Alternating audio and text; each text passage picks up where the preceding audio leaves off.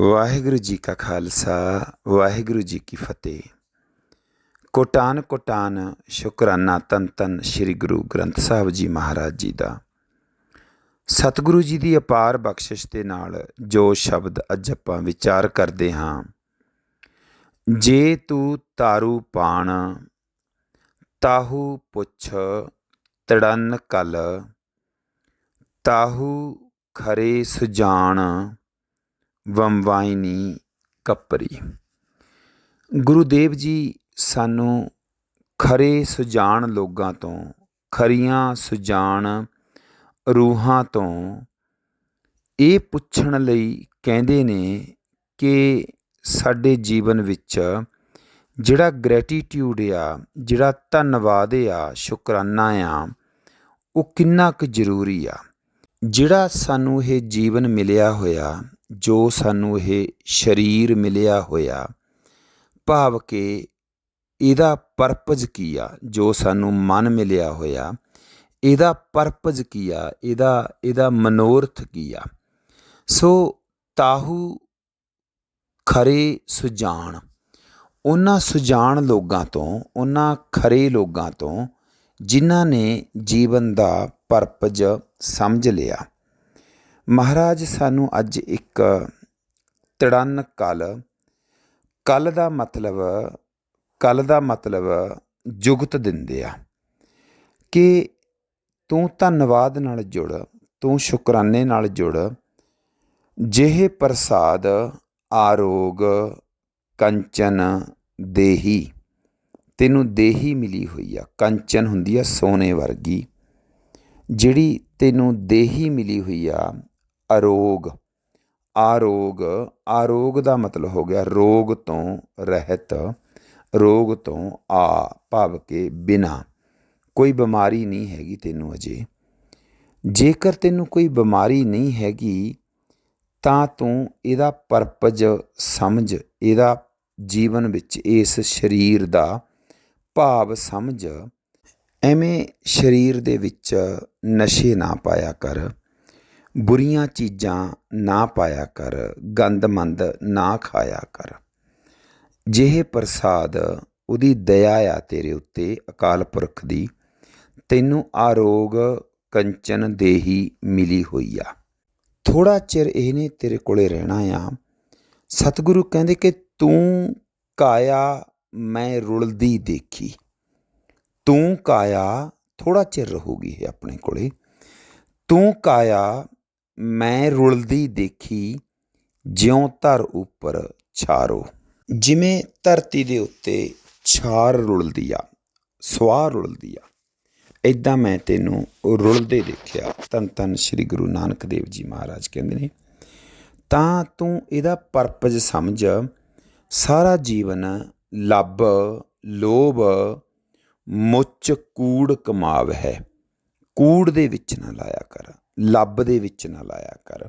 ਮੁੱਚ ਮਤਲਬ ਭਾਰਾ, ਕੂੜ ਝੂਠ ਦੇ ਵਿੱਚ ਨਾ ਸਰੀਰ ਨੂੰ ਇਨਵੋਲਵ ਨਾ ਕਰਿਆ ਕਰ, ਭਾਵ ਕਿ ਇੰਡਲਜ ਨਾ ਕਰਿਆ ਕਰ, ਗਲਤਾਨ ਨਾ ਕਰਿਆ ਕਰ।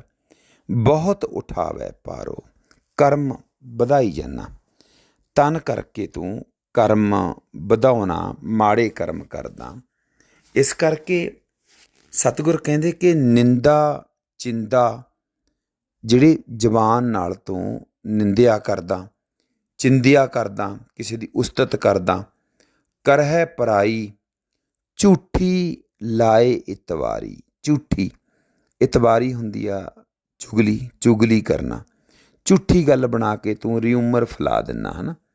ਮਹਾਰਾਜ ਕਹਿੰਦੇ ਕਿ ਇਸ ਸਰੀਰ ਦੇ ਨਾਲ ਬੰਦਿਆ ਬੇਲ ਪਰਾਈ ਜੋ ਹੈ ਜੀੜੇ।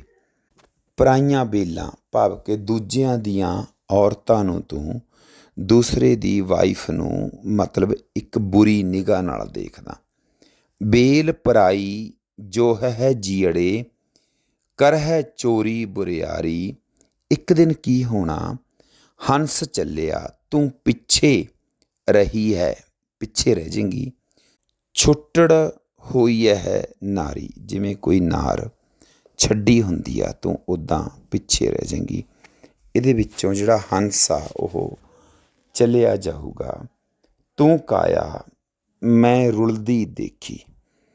ਦੁਖੀ ਨਾ ਕਰ ਆਪਦੇ ਆਪ ਨੂੰ, ਤੂੰ ਇਹੋ ਜਿਹਾ ਕਰਮ ਨਾ ਕਰ ਕਿ ਤੂੰ ਦੁਖੀ ਹੋਵੇਂ, ਭਾਵ ਕਿ ਤੂੰ ਆਪਦੇ ਆਪ ਨੂੰ ਤੰਗ ਨਾ ਕਰ, ਆਪਦੇ ਆਪ ਨੂੰ ਫਸਾ ਨਾ ਜਾਲ ਦੇ ਵਿੱਚ। ਅੰਮ੍ਰਿਤ ਕਾਇਆ ਰਹੇ ਸੁਖਾਲੀ। ਅੰਮ੍ਰਿਤ, ਅੰਮ੍ਰਿਤ ਦਾ ਮਤਲਬ ਹੁਣ ਇੱਥੇ ਬਣ ਗਿਆ ਸੋਹਣਾ ਸਰੀਰ। ਕਾਇਆ, ਅੰਮ੍ਰਿਤ ਦਾ ਮਤਲਬ ਉਹ ਸਰੀਰ ਜਿਹਦੇ ਵਿੱਚ ਵਾਹਿਗੁਰੂ ਦਾ ਸ਼ੁਕਰਾਨਾ ਵਸਿਆ ਹੋਇਆ। ਅੰਮ੍ਰਿਤ, ਅੰਮ੍ਰਿਤ ਕਾਇਆ ਰਹਿ ਸੁਖਾਲੀ, ਬਾਜੀ ਇਹੋ ਸੰਸਾਰੋ। ਬਾਜੀ ਆ, ਗੁਰਦੇਵ ਕਹਿੰਦੇ ਨੇ ਕਿ ਸੁਣ ਸੁਣ ਸਿੱਖ ਹਮਾਰੀ, ਤੂੰ ਮੇਰੀ ਸਿੱਖ ਸੁਣ, ਸਿੱਖ ਸੁਣ, ਮੇਰੀ ਟੀਚਿੰਗ ਸੁਣ, ਸਮਝਣ ਦੀ ਕੋਸ਼ਿਸ਼ ਕਰ। ਸੁਕਿਰਤ ਕੀਤਾ ਰਹਿਸੀ ਮੇਰੇ ਜੀੜੇ, ਬਹੁੜ ਨਾ ਆਵੈ ਬਾਰੀ। ਤੇਰੀ ਬਹੁੜ ਬਾਰੀ ਨਹੀਂ ਆਊਗੀ। ਸੁਕਿਰਤ ਕਰਿਆ ਕਰ, ਆਪਦੇ ਜੀਵਨ ਦੇ ਵਿੱਚ ਸੰਜਮ ਰੱਖਿਆ ਕਰ, ਸਹਿਣਸ਼ੀਲਤਾ ਰੱਖਿਆ ਕਰ, ਧਰਮ ਰੱਖਿਆ ਕਰ, ਤਾਂ ਕਿ ਤੇਰੀ ਬਹੁੜ ਬਾਰੀ ਨਾ ਆਵੇ। ਸੋ ਸਤਿਗੁਰਾਂ ਨੇ ਬੜਾ ਖੂਬਸੂਰਤ ਸਮਝਾਇਆ। ਜਿਹੇ ਪ੍ਰਸਾਦ ਆਰੋਗ ਕੰਚਨ ਦੇਹੀ। ਇਸ ਸਰੀਰ ਦਾ, ਇਸ ਕਾਇਆ ਦਾ, ਇਸ ਫਿਜ਼ੀਕਲ ਐਗਜ਼ਿਸਟੈਂਸ ਦਾ ਮਹਾਰਾਜ ਕਹਿੰਦੇ ਨੇ ਕਿ ਧੰਨਵਾਦ ਕਰ, ਵਾਹਿਗੁਰੂ ਦਾ ਸ਼ੁਕਰਾਨਾ ਕਰ ਕਿ ਇਹਦੇ ਨਾਲ ਹੁਣ ਤੂੰ ਬੋਲ ਸਕਦਾ ਆ। ਕੀ ਕਰ ਸਕਦਾ ਆ ਸੰਗਤ ਜੀ? ਬੋਲ ਸਕਦਾ ਆ। ਤੇਰੇ ਕੰਨਾਂ ਦੀ ਸਰੋਤ ਹਜੇ ਤਕੜੀ ਆ, ਤੇਰੀਆਂ ਅੱਖਾਂ ਦੀ ਜੋਤ ਅਜੇ ਤਕੜੀ ਆ। ਮਹਾਰਾਜ ਕਹਿੰਦੇ ਨੇ ਕਿ ਇੱਕ ਦਿਨ ਇਹਨੇ ਮਤਲਬ ਖਾਰਜ ਹੋ ਜਾਣਾ ਆ, ਇਹ ਆਊਟ ਆਫ ਸਿਸਟਮ ਹੋ ਜਾਏਗੀ, ਹੈ ਨਾ। ਚੱਬਣ, ਚੱਲਣ, ਚੱਬਣ ਹੋ ਗਏ ਦੰਦ, ਨਿਕਲ ਜਾਣਗੇ ਇੱਕ ਦਿਨ ਇਹਦੇ। ਚੱਲਣ, ਤੇਰੇ ਪੈਰਾਂ ਦੀ ਸ਼ਕਤੀ, ਖੜਾ ਨਹੀਂ ਹੋਇਆ ਜਾਣਾ ਇੱਕ ਦਿਨ। ਚੱਬਣ, ਚੱਲਣ, ਰਤਨ, ਤੇਰੀਆਂ ਨਿਗਾਹ, ਅੱਖਾਂ ਦੀ ਜੋਤ। ਸੇ ਸੁਣੀਅਰ ਬਹਿ ਗਏ, ਸੁਣੀਅਰ ਤੇਰੇ ਕੰਨਾਂ ਦੀ ਸਰੋਤ ਆ ਜਿਹੜੀ, ਉਹ ਕਹਿੰਦੇ ਕਿ ਬਹਿ ਗਏ, ਇੱਕ ਦਿਨ ਬੈਠ ਜਾਣਗੇ ਇਹ। ਚੱਬਣ, ਦੰਦਾਂ ਤੋਂ ਚੱਬਿਆ ਨਹੀਂ ਜਾਣਾ, ਖਾਧਾ ਨਹੀਂ ਜਾਣਾ, ਚੱਲਿਆ ਨਹੀਂ ਜਾਣਾ। ਜਿਹੜਾ ਇਕੱਲਾ ਸਰੀਰ ਫਿਰ ਮੰਜੇ 'ਤੇ ਪਿਆ ਹੁੰਦਾ, ਪਸ਼ਚਾਤਾਪ ਕਰ ਰਿਹਾ ਹੁੰਦਾ। ਹੀੜਾ, ਹੀੜਾ ਕਹਿੰਦੇ ਆ ਸਰੀਰ ਨੂੰ। ਚੱਬਣ ਚਲਨ ਰਤਨ ਸੇ ਸੁਣੀਅਰ ਬਹਿ ਗਏ, ਹੇੜੇ ਮੁੱਤੀ ਧਾ, ਧਾ ਮਾਰੀ ਹੇੜੇ ਨੇ, ਸਰੀਰ ਨੇ। ਸੇ ਜਾਨੀ ਚੱਲ ਗਏ। ਕਿੱਡੀ ਖੂਬਸੂਰਤ ਬਾਬਾ ਜੀ ਨੇ ਦਾਤ ਦਿੱਤੀ। ਨੈਣੋ ਨੀਰ ਬਹੇ ਤਨ ਖੀਨਾ, ਪਏ ਕੇਸ ਦੁੱਧ ਬਾਨੀ, ਰੂਦਾ ਕੰਠ ਸ਼ਬਦ ਨਹੀਂ ਉਚਰੈ। ਰੂਦਾ ਬਲਗਮ ਜੀ ਫਸੀ ਹੋਵੇ ਗਲ ਦੇ ਵਿੱਚ, ਕੰਠ ਦੇ ਵਿੱਚ, ਗਲੇ ਦੇ ਵਿੱਚ, ਸ਼ਬਦ ਨਹੀਂ ਉਚਰੈ, ਫਿਰ ਬੋਲਿਆ ਨਹੀਂ ਜਾਂਦਾ। ਅਬ ਕਿਆ ਕਰਹਿ ਪ੍ਰਾਨੀ, ਤੂੰ ਕਾਇਆ ਮੈਂ ਰੁਲਦੀ ਦੇਖੀ, ਜਿਉਂ ਤਰ ਉੱਪਰ ਸ਼ਾਰੋ। ਤਾਹੂ ਪੁੱਛ ਤਿੜਨ ਕਲ। ਸਤਿਗੁਰ ਕਹਿੰਦੇ ਕਿ ਭਾਈ ਜਿੰਨਾ ਚਿਰ ਤੱਕ ਤੂੰ ਜਿਉਂਦਾ ਆ ਨਾ, ਇਸ ਕੰਚਨ ਦੇਹੀ ਦਾ ਸ਼ੁਕਰਾਨਾ ਕਰ। ਕੀ ਕਰ? ਸ਼ੁਕਰਾਨਾ ਕਰ ਇਸ ਸਰੀਰ ਦਾ। ਆਪਾਂ ਪੜ੍ਹਦੇ ਹਾਂ ਨਾ ਬਈ, ਹਉ ਆਇਆ ਦੂਰੋਂ ਚੱਲ ਕੇ, ਹਉ ਆਇਆ ਦੂਰੋਂ ਚੱਲ ਕੇ। ਕਿੱਡੀ ਕੁ ਦੂਰੋਂ ਚੱਲਿਆ ਹੋਇਆ ਇਹ ਬੰਦਾ। ਸਤਿਗੁਰ ਕਹਿੰਦੇ ਕਿ ਕਈ ਜਨਮ ਭਏ ਕੀਟ ਪਤੰਗਾ, ਕਈ ਜਨਮ ਕੀੜੇ ਪਤੰਗ ਬਣਦਾ ਰਿਹਾ ਬੰਦਾ। ਕਈ ਜਨਮ ਗਜ, ਗਜ ਦਾ ਮਤਲਬ ਹਾਥੀ। ਮੀਨ, ਮੀਨ ਦਾ ਮਤਲਬ ਮੱਛੀ। ਕੁਰੰਗਾ ਜਿਹੜੇ ਬਣਦੇ ਨੇ, ਡੀਅਰ ਹੁੰਦੇ ਆ ਜਿਹੜੇ, ਹਿਰਨ ਹੁੰਦੇ ਆ ਨਾ। ਕਈ ਜਨਮ ਪੰਖੀ ਸਰਪ ਹੋਇਓ, ਕਈ ਜਨਮ ਹੈਵਰ ਬ੍ਰਿਖ ਜੋਇਓ। ਕਿੰਨੇ ਜਨਮ ਤੋਂ ਮਤਲਬ ਭਟਕਦਾ ਰਿਹਾ। ਹਉ ਆਇਆ, ਆਇਆ ਦਾ ਮਤਲਬ ਬਹੁਤ ਦੂਰੋਂ ਚੱਲਿਆ ਹੋਇਆ, ਭਾਵ ਕਿ ਹੈ ਨਾ।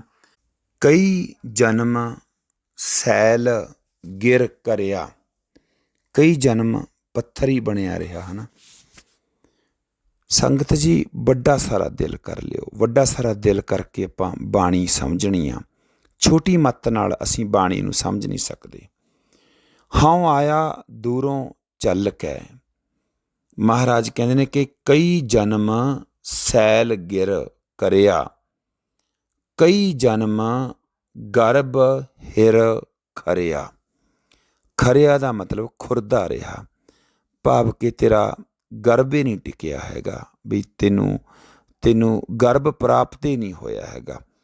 ਕਈ ਜਨਮ ਦਾ ਮਤਲਬ ਗਿਣੇ ਨਹੀਂ ਜਾ ਸਕਦੇ ਹੈਗੇ, ਕਈ ਜਨਮ ਗਿਣੇ ਨਹੀਂ ਜਾ ਸਕਦੇ ਹੈਗੇ।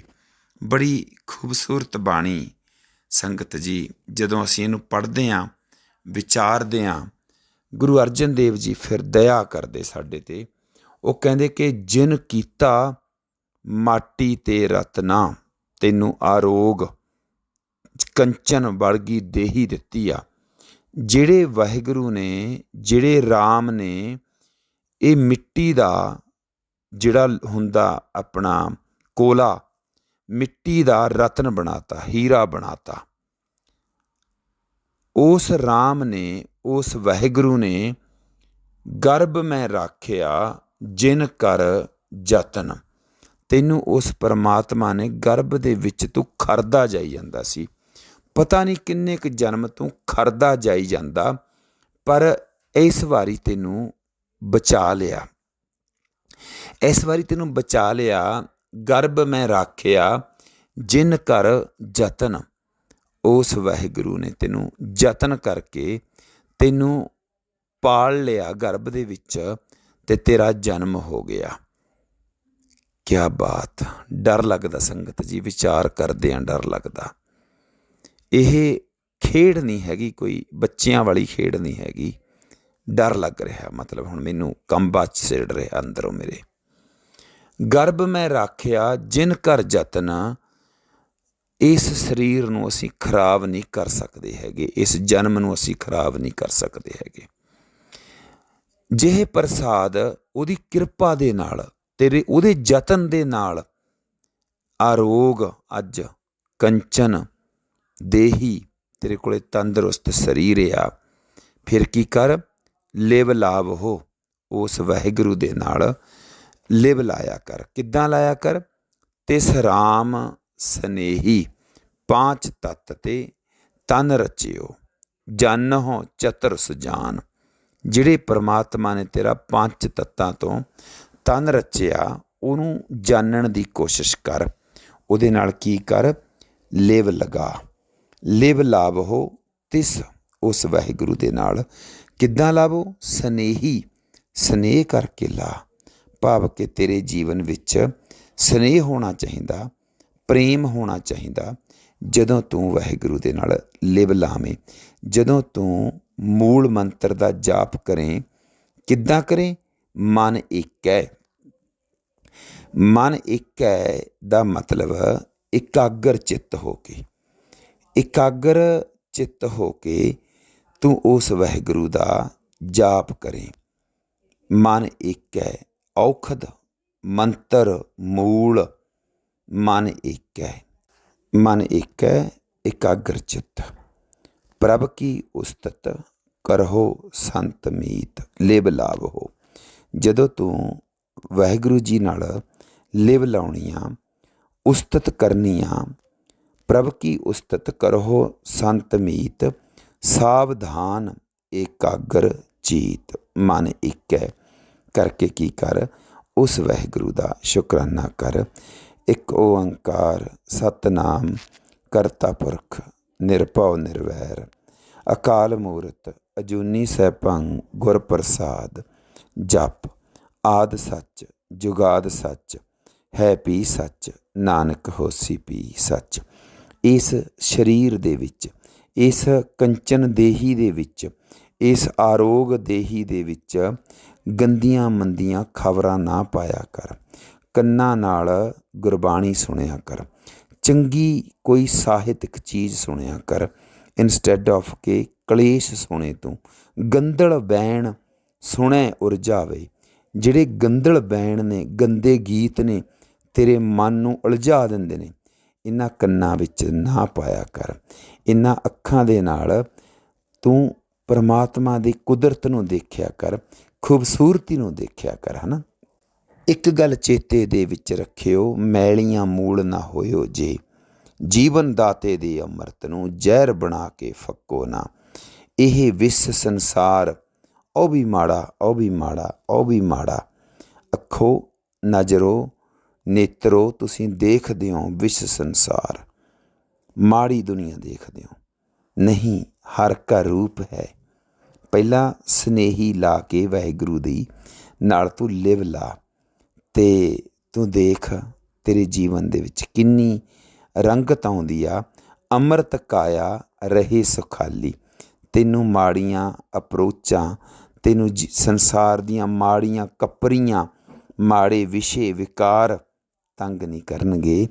ਜੇ ਤੂੰ ਤਾਰੂ ਪਾਣ ਤਾਹੂ ਪੁੱਛ ਤੜਨ ਕਲ। ਸ਼ੁਕਰਾਨਾ ਕਿਵੇਂ ਕਰਨਾ? ਸਤਿਗੁਰੂ ਬਖਸ਼ਿਸ਼ ਕਰਨ। ਤਾਹੂ ਖਰੇ ਸਜਾਣ ਵੰਵਾਇਨੀ ਕਪਰੀ। ਸਾਨੂੰ ਬਚਾ ਰਹੇ ਆ ਗੁਰੂ ਗ੍ਰੰਥ ਸਾਹਿਬ ਜੀ ਮਹਾਰਾਜ। ਅੰਮ੍ਰਿਤ ਕਾਇਆ ਰਹੇ ਸੁਖਾਲੀ, ਸੁਖਾਲੀ ਰਹੇਗੀ।